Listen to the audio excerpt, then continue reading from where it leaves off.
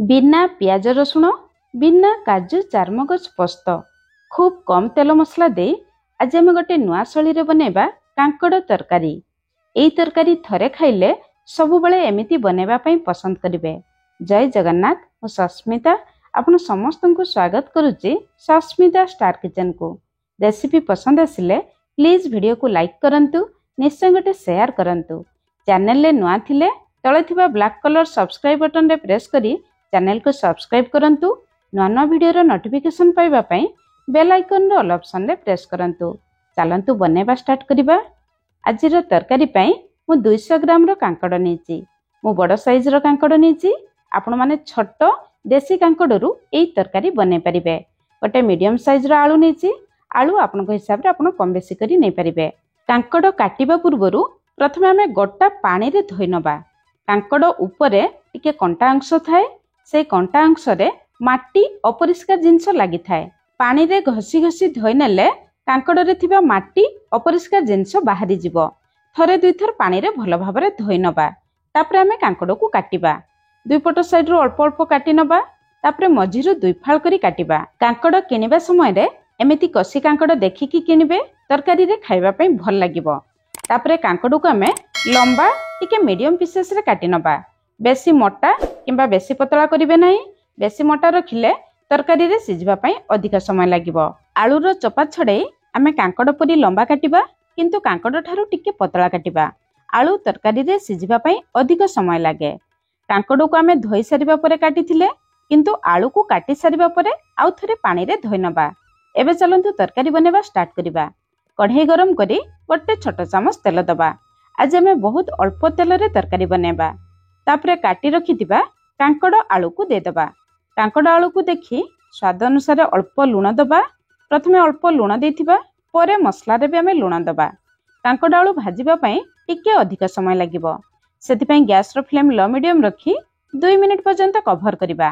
2 minute परे cover काढी टिके आमे अलट पालट करनबा। तापरे समिति 2 मिनिट लेखाय दुई थर लो मीडियम फ्लेम रे कवर करिबा।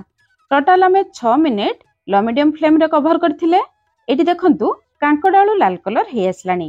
एमिति लाल कलर हेले तरकारी रे खाइबा पई भल लागिबो।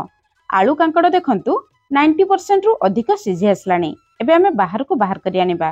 तरकारी पई मसला बनेबा। मसला पई मु गोटे बड़ साइज रो टमाटो, गोटे छोट साइज रो टमाटो नेची। आपण दुईटी मीडियम साइज रो टमाटो नै परिबे। 1 इंच रो अदा दबा। 2टी कंचा लंका। आपण माने जेतिकी राग खाइबे सेही हिसाब रे कंचा लंका नेबे। एबे आमे ग्राइंडर जार नबा। टमाटो को छोट छोट करी काटिकी दे दबा। अदा कंचा लंका को समिति काटिकी दे दबा। ता सहित गोटे छोट चामच रो कंचा जीरा दबा। गोटे छोट चामच कंचा गोटा धनिया दबा। जदि गोटा धनिया नथिबो परे गुंड मसला भी दे परिबे, किंतु मसला रे बाटिकी देले तरकारी रे बहुत बढ़िया टेस्ट आसे। आपण माने एतिकी रे एई मसला बनै परिबे, किंतु आमे आउ दुईटी खास जिंस दबा। अल्प धनिया पत्र नाड़ सहित दबा। मसला रे धनिया पत्र बाटिकी देले तरकारी रे गोटे अलगा प्रकार रो टेस्ट आसे। ता सहित 2 छोट चामच आमे कोरा नडिया दबा। आपण माने खंड नडिया भी दे परिबे। कांकड़ तरकारी रे अल्प नडिया देले बहुत बढ़िया टेस्ट आसे। ता छडा जे कोनोसी बिना पियाज रसुण तरकारी रे मसला रे अल्प नडिया दे बाटिबे, तरकारी रो टेस्ट बहुत बढ़िया आसीबो। 2-3 चामच पानी देई मसला को चिकन भाबरे बाटी आनिबा। एबे मसला रेडी हे गला। चलंतु तरकारी बनेबा स्टार्ट करिबा। कांकड़ भाजी सारिबा परे सेई कढ़ाई रे आउ 2 चामच तेल दबा। आपण चाहिले अधिक तेल भी दे परिबे। तेल गरम हे जिबा परे आधा छोट चामच जीरा, गोटे तेजपत्र दबा, किछि गरम मसला दबा, गोटे गुजराती, 3टी लवंग, छोट खंडे दालचीनी। आपण चाहिले अधिक गरम मसला भी दे परिबे। जीरा गरम मसला तेल रे फुटी जिबा परे गैस रो फ्लेम पूरा लो रखिबा। आधा छोट चामच काश्मीरी लंका गुंड दबा। आधा छोट चामच हळदी गुंड दबा। तेल रे लंका गुंड हळदी गुंड देले तरकारी रे बहुत बढ़िया कलर आसे, किंतु ध्यान रखिबे लंका गुंड हळदी गुंड को तेल रे जमा पड़िबे नाही। गैस रो फ्लेम पूरा लो रखिथिबे। संगे संग बाटी रखिथिबा मसला को दे दबा। ग्राइंडर जार धोई 2-3 चामच पानी दे दबा। हळदी गुंड लंका गुंड जदि तेल रे पड़ी जिवो ताहाले तरकारी रो टेस्ट पूरा खराब हे जिवो। एबे झळ को देखि स्वाद अनुसार लूण दबा। कांकड़ आलू भाजिबा समय रे कांकड़ आलू पई हमें लूण देथिले।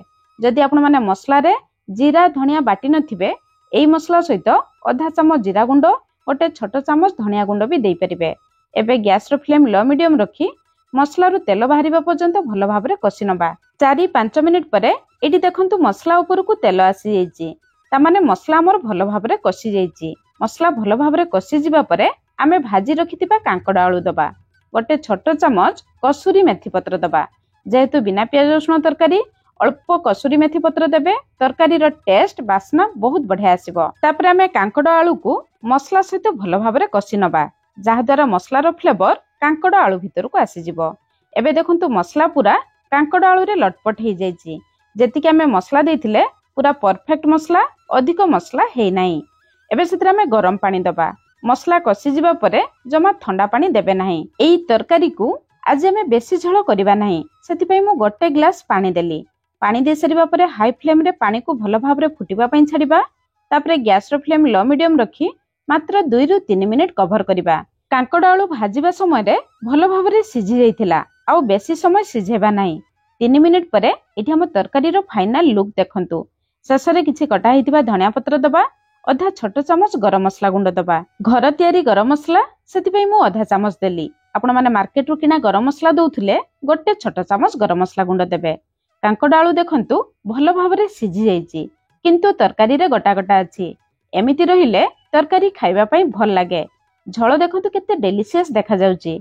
बिना काजू चारमगज पोस्त रे भी तरकारी केते डेलिशियस देखा जाउछि। आपण माने निश्चय थरे एई मसला एई प्रोसेस रे बनांतु।